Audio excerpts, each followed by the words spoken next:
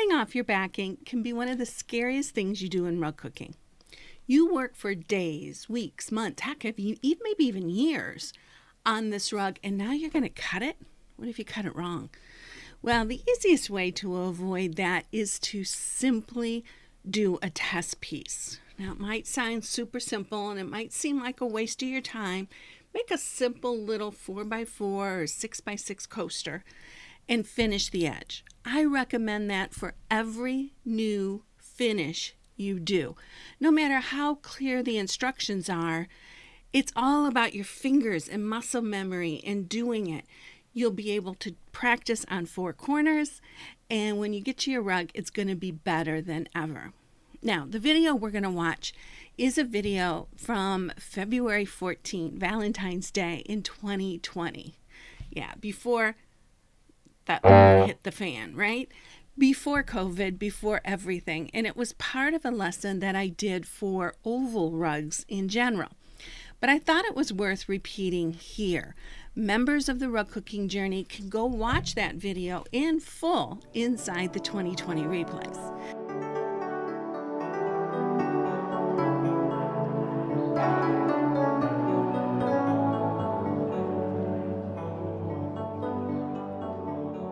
So once you've got it to that point, now what we're going to do is we're going to start doing some prep for the finishing, right? So I have this little tool. It's a little tiny piece of cardboard.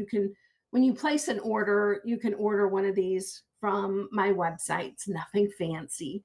But I find this more handy than a ruler because my eyes aren't so good, okay? That's a perfect 1.25 inches. And that's the measurement that I use outside of my loops. So if I take the measuring tool and I put it right up against the loops, I put my pencil right there, zip, and zip. Okay, that's great for square and round. What do you, or square and rectangular? What do you do when it's round? I'll take this and I'll put a dot. I'll put it here, I'll do a dot, I'll put it here, I'll do a dot, I'll put it here, I'll do a dot, and then I go through and connect the dots. Okay, so that's how you would determine how much is going to get cut off.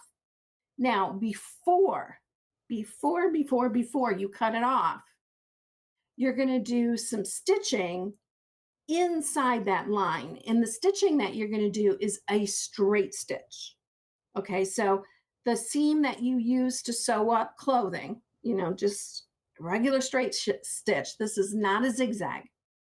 You're just going to do that stitch all the way around, just inside, maybe up to 1/4 inch. Okay, not super close to the line where you're going to cut off, but not super far away from it either, right? About 1/4 inch away. Once you get that done, then you can cut out the rug. Now, what I do on really large rugs, because I don't like that edge to unravel or to stretch at all.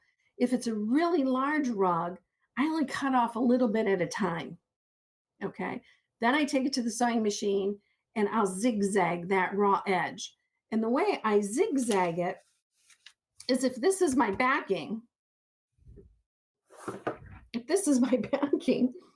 okay, I'll put the sewing machine needle so that it's in the backing and then it's off.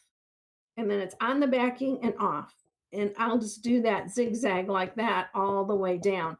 What I'm doing and what the function of the zigzag is to secure that raw edges so that as you're handling it, it doesn't fall apart. Okay, I was finishing this when I was nowhere near a sewing machine. Let me see if I can get this close enough. Do you see that orange thread in there? It's just a simple whip stitch.